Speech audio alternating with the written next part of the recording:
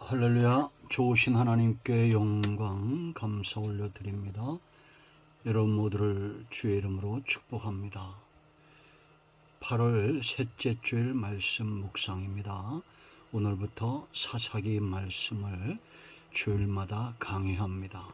자, 오늘은 그 첫 시간 마지막 21장 25절 말씀입니다. 기도하겠습니다. 영광과 감사와 찬송이 우리 하나님께 있습니다. 온 마음으로 하나님을 사랑하며 예배합니다. 하나님 앞에 나오게 하시고 은혜를 사모하게 하시니 참으로 감사합니다. 주의 보혈을 의지합니다. 우리의 모든 죄와 허물을 사하시고 무엇보다 하나님과의 관계가 깊어지며 하나님을 기뻐하며 그 은혜를 사모하며 말씀 가운데 거하기를 사모하는 지혜로운 삶을 살게 하옵소서. 종을 낮추시고 겸손하게 하시고 오직 말씀의 도구만 되기를 원합니다. 하나님 친히 말씀하여 주옵소서. 예수님의 이름으로 사모하며 기도합니다. 아멘. 21장 사사기 21장 25절입니다. 그때에 이스라엘에 왕이 없으므로 사람이 각기 자기의 소견에 옳은 대로 행하였더라. 아멘. 지난 특세와 이제 이 사사기 말씀을 통해서 우리가 원하는 것이 있어야 됩니다. 깨닫고자 하는 것, 마음에 참으로 소원하는 것, 내 마음에 따른 어떤 열심보다도 하나님께서 기뻐하는 삶으로 회복되기를 원하는, 우리가 누군가를 사랑하면 그 가슴이 불붙듯이 하나님만 사모하고 하나님의 말씀과 은혜에서 떠나지 않기를 갈망하는, 우리는 이런 신앙인들을 보면서 자라왔습니다. 저는 어릴 때부터 새벽마다 저녁마다 철야하며 부르짖는 하나님을 열정적으로 사랑하고 찾았던 분들을 보면서 자라왔습니다. 여러분, 우리가 5대 제사와 속죄제와 속건제와 화목제와 소제와 번제, 그리고 화제, 요제, 거제, 전제를 통해서 우리가 사사기의 서론을 열었는데요. 우리 마음, 우리 중심이 정말 하나님이 기뻐하는 삶, 자원하는 심령으로 가득 차 있는가? 난 그것을 원하고 있는가? 많은 사람들이 복받기를 원합니다. 그런데 정작 하나님이 어떤 사람에게 복을 주시는가에 대해서는 알면서도 모른 척 눈을 감고 있는 것과 같습니다. 욕심의 사람, 탐심이 가득한 사람에게 하나님이 복을 주신 적이 있나요? 자원하는 심령, 하나님과 벗이었던 아브라함과 모세와 다윗 같은 삶, 우리가 흠모할 줄 알아야 됩니다. 하나님 앞에 향기로운 제물이 되기를 원하고 내 삶이 향연이 되어 하나님 보좌로 올라가기를 사모하는, 말 한마디 행동 하나, 기도생활과 신앙생활 전반에 거룩하고 흠이 없는 삶으로 드려지기를 원하는 이 사모함을 우리가 잊어버려서는 안 되겠습니다. 이제 우리가 사사기를 시작하면서 기억해야 될 말씀이 있습니다. 제가 숱하게 출애굽기를 강의하면서 말씀드렸던 말씀입니다. 레위기 11장 45절, 나는 너희의 하나님이 되려고 너희를 애굽 땅에서 인도하여 낸 여호와라. 내가 거룩하니 너희도 거룩할지어다. 하나님께서 이스라엘 백성들을 애굽에서 인도내신 목적을 이야기합니다. 이건 다시 말하면 오늘날 저와 여러분을 예수님을 통해서 구원받게 하시고 예수님을 믿게 하시고 하나님 나라 백성이 되게 하신 분명한 이유가 있다는 겁니다. 바로 하나님께서 우리의 왕이 되시기 원하는 거예요. 하나님이 되시기 원한다는 것은 왕이 되시기 원한다는 겁니다. 우리는 그의 백성 되기를 원한다는 겁니다. 그러면 백성으로서의 자격은 뭡니까? 거룩해야 된다는 겁니다. 하나님의 통치를 우리가 이해하고 분별하기 위해서는 거룩해야 됩니다. 성경이 이미 증가하고 있죠. 그들이 우상숭배에 빠지고 죄에 빠졌을 때 하나님을 업신여깁니다. 하나님의 뜻이 분별되지 않습니다. 지혜로웠던 자들이 우매한 자가 됩니다. 하나님의 뜻이 더 이상 내 중심에 깨달아지지 않습니다. 그 결말은 불을 보나듯 뻔한 것 우리가 알고 있지 않습니까? 오늘 말씀을 보세요, 여러분. 그때의 이스라엘의 왕이 없으므로 지금 사사기를 끝내면서 그때의 이스라엘의 왕이 없었다는 겁니다. 그 결과 어떤 삶이 있었습니까? 각기 자기의 소견에 옳은 대로 행하였더라. 정말 왕이 없었나요? 아닙니다. 하나님은 한 번도 이스라엘 백성들을 떠난 적이 없습니다. 그들이 하나님을 왕으로 인정치 않은 거예요. 왜 인정치 않았을까요? 보지 못하고 듣지 못하고 느끼지 못하고 마음이 둔하여졌기 때문입니다. 무엇이 그렇게 만들었을까요? 죄가 그렇게 만들었습니다. 그러므로 하나님이 우리의 왕이 되시고 그 하나님의 통치를 경험하기 위해서는 거룩함을 회복해야 됩니다. 이제 여러분, 사사기를 크게 4가지로 이야기할 수 있습니다. 지금 하나님은 반드시 자기 백성을 찾아내셔야 됩니다. 그리고 그 백성을 강하게 하셔야 되고 하나님의 나라가 망하지 않도록 이 백성을 통해서 일해야 됩니다. 우리가 출애굽기부터 사사기까지 보십시오. 어떤 식으로 하나님이 일하십니까? 그리고 백성은 어떻게 반응합니까? 가장 먼저는 은혜입니다. 은혜를 먼저 그들에게 베푸시는 거예요. 여러분이 생각하는 은혜는 무엇입니까? 하나님이 자기 백성에게 오신 사건 아니에요? 하나님이 자기 백성에게 찾아간 사건 아닙니까? 여러분, 출애굽기 15장 13절 말씀 보면 주의 인자하심으로 주의 은혜로 주께서 구속하신 백성을 인도하시되 주의 힘으로 그들을 주의 거룩한 처소에 들어가게 하시나이다. 하나님의 강력한 힘이 그들을 인도하기 전에 그들은 애굽에서 나올 수 없었습니다. 애굽에서 노예 상태에서 나올 수 없는 거예요. 여러분, 우리가 예수님을 믿기 전에 우리는 세상의 노예였습니다. 돈의 노예였고 건강의 노예였고 지옥의 노예였습니다. 사망을 향해서 끌려가는 노예에서 벗어날 수 없었습니다. 하나님이 그런 나에게 찾아오셨습니다. 여러분, 광야에서 하나님의 인도하심이 없으면 어떻게 광야를 지나갈 수 있었겠습니까? 구원 이후에 우리는 하나님의 인도하심을 은혜로 받았습니다. 은혜와 인도하심은 하나예요. 광야를 지나갑니다. 광야에 샘이 터집니다. 광야에 꽃이 핍니다. 광야에서 만나를 체험합니다. 지난 모든 세월들 간증으로 넘쳤던 가나안에서 하나님의 은혜가 없이 그들은 기업을 회복할 수가 없었습니다. 그러므로 은혜는 하나님이 나를 찾아낸 사건이요, 그러므로 은혜는 나를 인도하신 사건이요, 은혜는 내가 수고하지 않은 것들을 기업으로 얻은 겁니다. 이 은혜를 기억하십니까? 잊어버리지 말아야 됩니다. 하나님이 내 삶 가운데 찾아오지 않으면 우리는 영원히 멸망받을 수밖에 없는 그런 지옥을 향해서 끌려가는 노예였다라는 겁니다. 지금도 노예된 자들의 삶이 얼마나 불행합니까? 하나님의 은혜에 붙들림 받고 하나님이 우리를 찾아내셨을 때 기꺼이 순종하는 그런 삶을 살아야 되지 않을까요?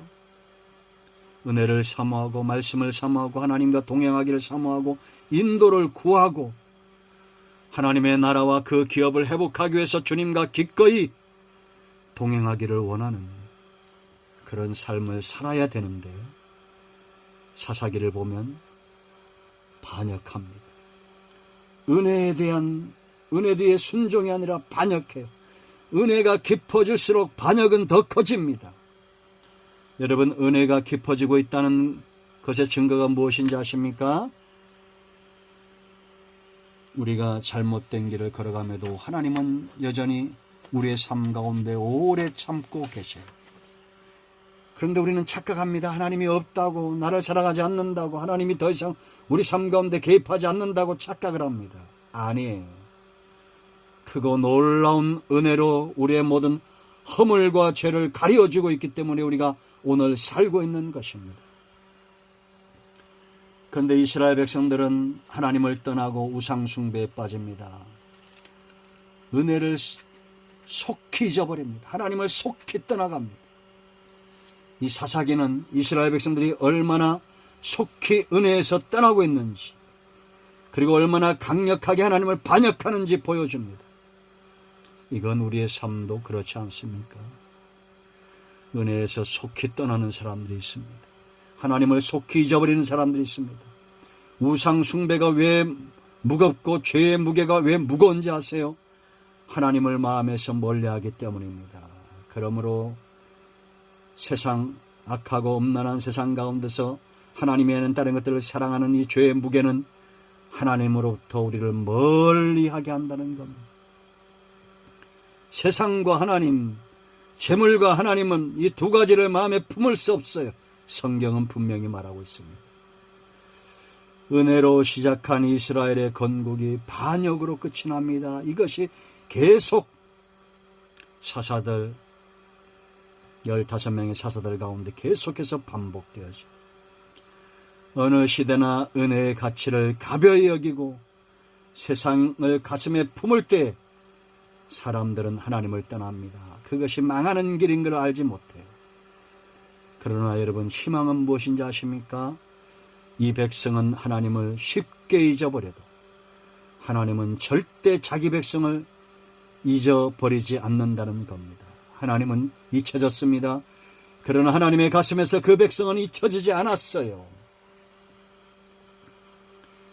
여러분, 바울이 이상히 여긴 것이 있습니다.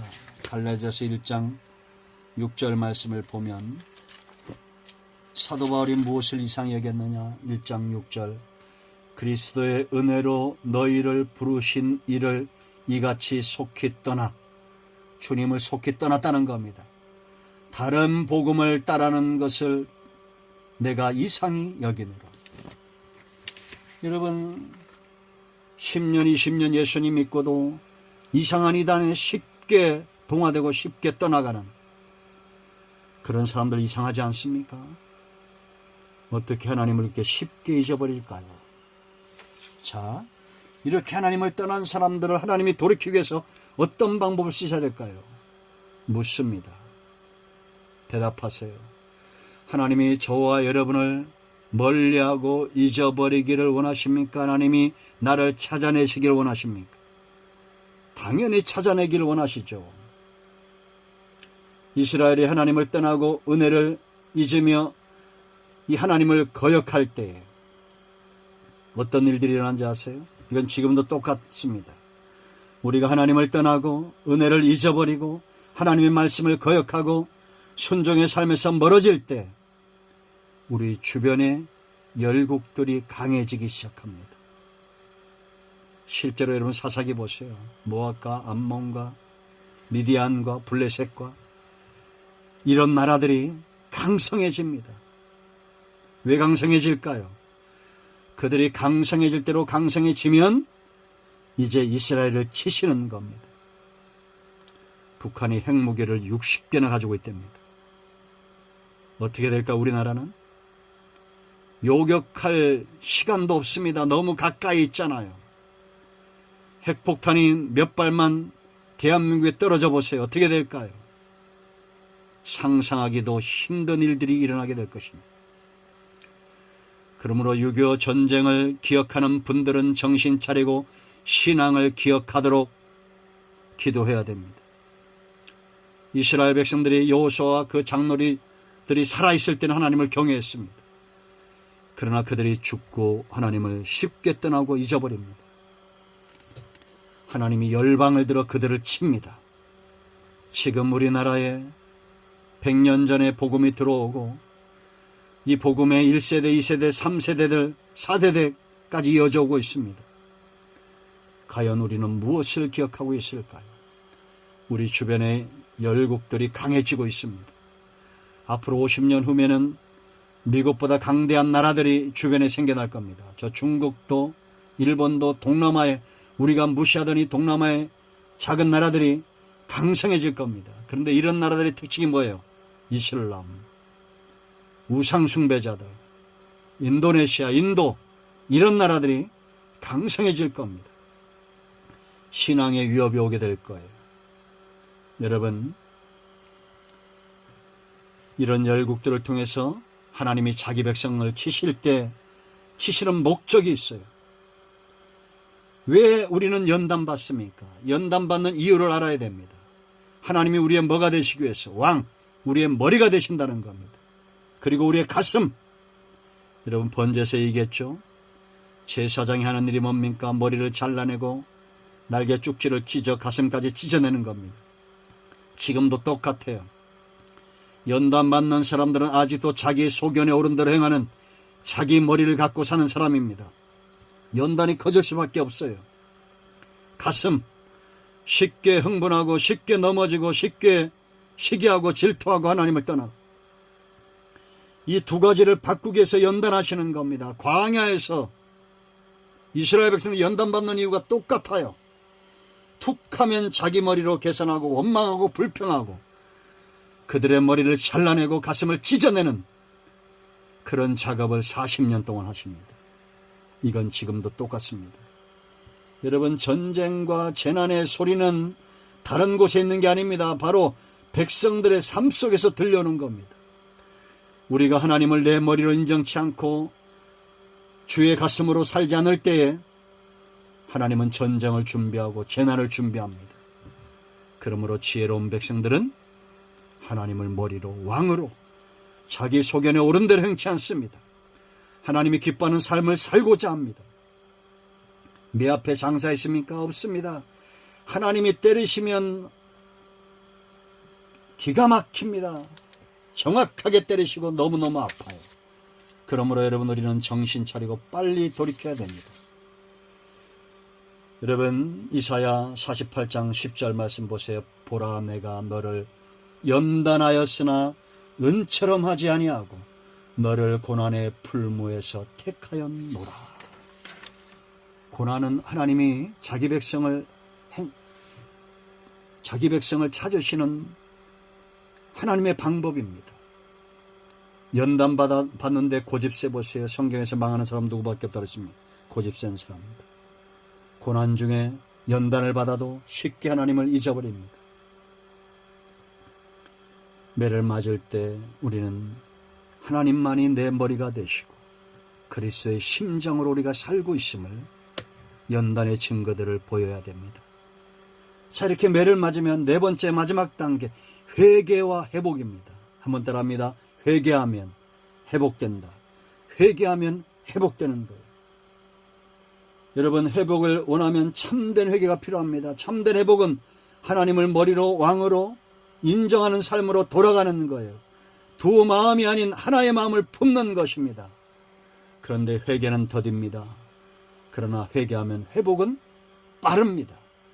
여러분, 에스겔서 18장 30절 말씀부터 보세요. 제가 읽어드립니다. 주 여호와의 말씀이니라. 이런 말씀이 중요합니다. 하나님이 말씀하셨다는 겁니다. 이스라엘 족속아, 내가 너희 각 사람이 행한 대로 심판할지라. 하나님의 심판을 누가 피할 수 있습니까? 피하는 사람들이 있습니다. 너희는 돌이켜 회개하고 모든 죄에서 떠날지어다. 그리한즉 그것이 너희에게 죄악의 걸림돌이 되지 아니하리라. 너희는 너희가 범한 모든 죄악을 버리고 마음과 영을 새롭게 할지어다. 이스라엘 족속아, 너희가 어찌하여 죽고자 하느냐? 주 여호와의 말씀이니라. 죽을 자가 죽는 것도 내가 기뻐하지 아니하노니 너희는 스스로 돌이키고 살지니라. 아멘. 연단이 오면 회개해야 됩니다. 하나님을 머리로, 나의 왕으로 인정하는 삶, 내 소견에 옳은 대로 행치 않는 삶, 두 마음이 아닌 하나의 마음으로 온전히 하나님을 따라가는 삶, 이것이 곧 살 길입니다. 사사기의 일은 은혜로 시작하면 또 반역하고 연단하고 회개하면 회복하고, 이것이 계속 반복되고 있습니다. 이제 우리가 1장부터 말씀을 묵상할 때 이 시대를 잘 분별하고, 과연 지금 하나님의 은혜의 때인지 아니면 반역의 때인지, 연단을 받고 있는지 회개와 회복의 때인지 잘 분별할 줄 아는 지혜로운 우리 모두가 되어야 될 줄로 믿습니다. 기도합니다. 예수님의 이름을 의지하기도 합니다. 이 말씀대로 되게 하여 주시옵소서. 우리 가운데 마음이 상한 자, 병든 자 치유하시고 회복시켜 주시기를 원합니다. 주님이 기뻐하는 삶 가운데 주님만이 나의 머리시오 그리스도의 심장만이 내 가슴인 것을 깨닫고 순종하며 긍휼의 가슴을 품고 하나님이 기뻐하는 삶 가운데 서게 하옵소서. 우리 가운데 마음이 상한 자, 병든 자, 문제 있는 자 예수 그리스도의 이름으로 온전히 회복되기를 원합니다. 예수님의 이름으로 사모하며 기도합니다. 아멘. 이제는 우리 주 예수 그리스도의 은혜와 하나님 아버지의 큰 사랑과 성령의 위로 교통 충만치 회복하심의 역사가 성전을 찾아 예배하고 영상을 통해서 말씀을 사모하는 모든 죄 백성들 위해 이제로부터 영원토록 함께 있을지어다. 아멘. 할렐루야. 응답이 오늘도 우리 가운데 임하였습니다. 아멘.